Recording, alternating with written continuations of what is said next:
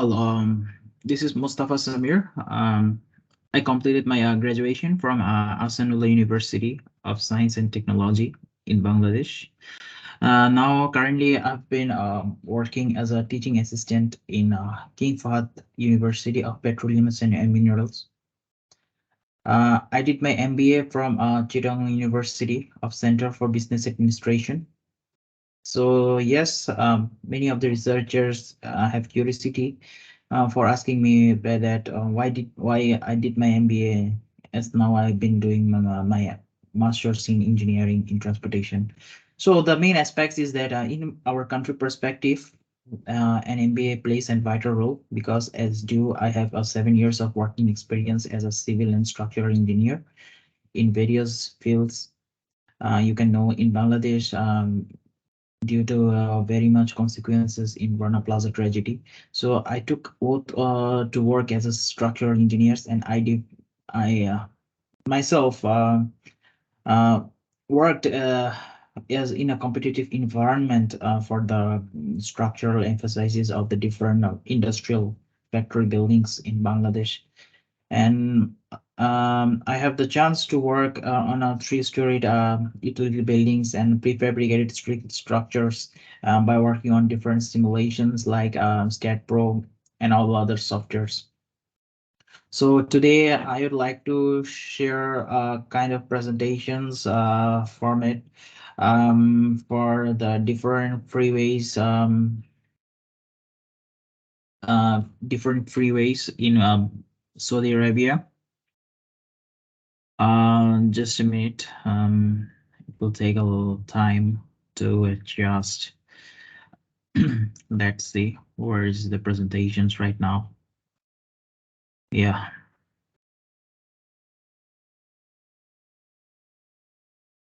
So yes, it is.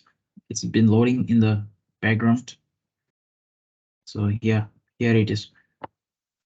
The presentation is based on the transportation safety analysis of different road traffic accidents in Saudi Arabia. My course instructor is Dr. Hassan Al-Ahmadi, who is an associate professor in the Department of Civil Engineering at King Fahd University of Petroleum and Minerals. So my presentation's main overview will be the freeway predictive methods, freeway segment, and freeway speed change lanes. RAM predictive methods I'm not discussing right now today, but the main focus will be the freeway predictive method. So as we can see that freeway safety indicators basically is freeway fatal crash rates, fatality analysis of reporting times, and HTSA. Yeah, it's an important aspect for the different fatality crashes in Saudi Arabia. So as we can see that the segmentation process of the roads in Saudi Arabia, as you can see that the portion is consistent of freeway segments, and 5 city roads segments, and 5 RAM segments, as you can see. So the predictive method is usually a part containing from the highway safety manual that we are using, consisting of the 18 steps that we need to follow in order to determine the highway safety crash predictive method. So here is the formula of predictive method, as we can see in the screen. Now, in terms of coming to a predictive method, as we can implementing several formulas that we can see, the coefficients are in the area types, number of lanes, crash type, severity, and various other methods as we can observe right on the screen. So the predictive method is usually based on the safety performance functions, SPFs, which are consisting of the lanes that we are taking 4, 6, 8, 10, and all the guidance for segments within the various odd lanes that we're taking, and the crash modification factors also coming in the prospect of whether we are explaining about the predictive method.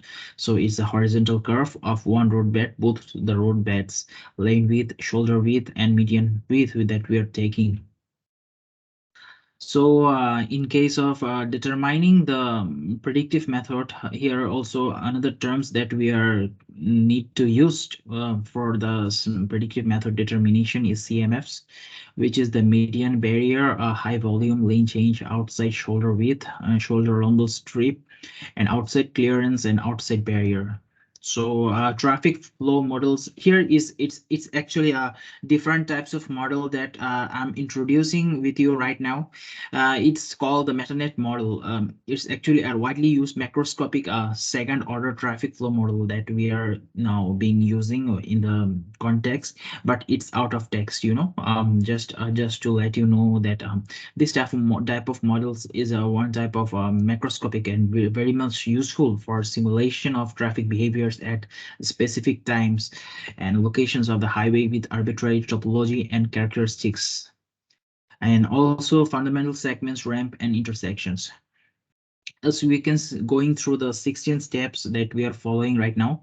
Here is the step 1 to 4, collecting the existing site conditions, roadway turn, project limits, facility types, study period, traffic volumes, crash data, geometric conditions. These are the four steps. And the step 5 consisting of the segments and also intersections that we are calculating. As we can see that there is a road in the, and we have divided it into several segments. As we can see, the first segment consisting of tangent, and the second segment is the curve, and the third segment is also tangent, and the fourth segment is also the tangent.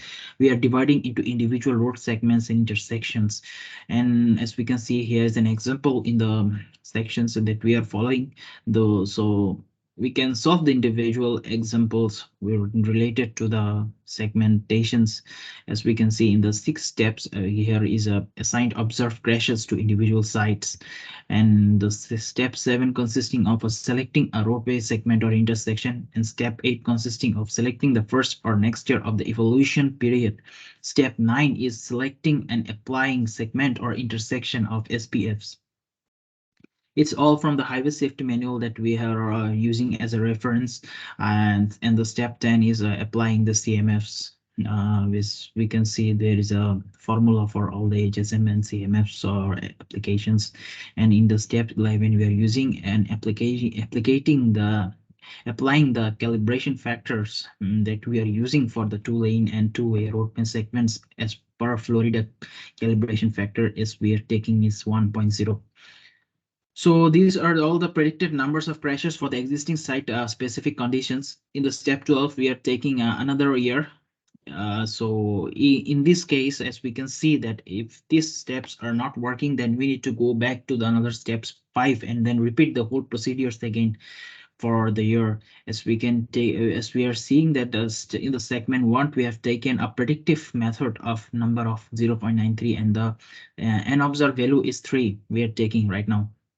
In the step 13 here, we are applying the site-specific empirical bias method for each segment and intersection which is required.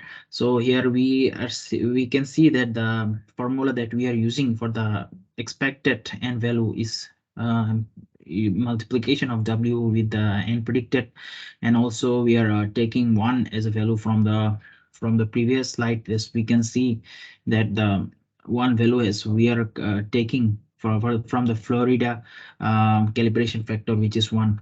So we are using this formula and multiplying by the n observed. We are taking all those equations from the HSM chapter book, chapter 3, and also from HSM book, another chapter, eco-having equation of 310. So we continue all those factors within our time, and afterwards we are getting our deserved value. So at step 14, we are taking the site condition repeatedly. If so, if the step 14 doesn't work, so we need to go back to another step 4 and then repeat the whole intersections.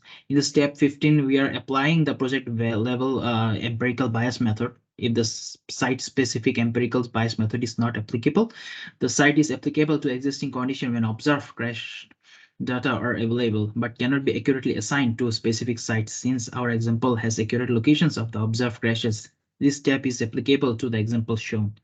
So step 16 and 17, we are working on the steps. These are all the, sorry, I have to repeat again. These are the 18 steps. I have previously told you that it's steps only 16 steps, but it's more to more actually. So yeah, the last steps and the final step is the comparison and the evaluation of the results. As we can see that we have the results here, $25,178 annualized crash reduction benefit. This we are taking right now.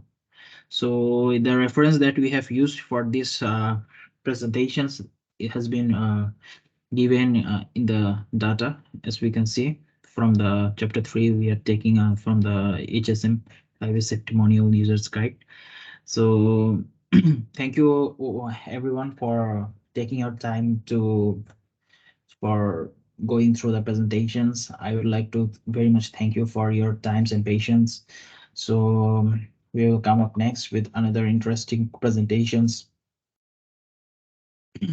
So till then, hope everyone is okay and fine. Take care.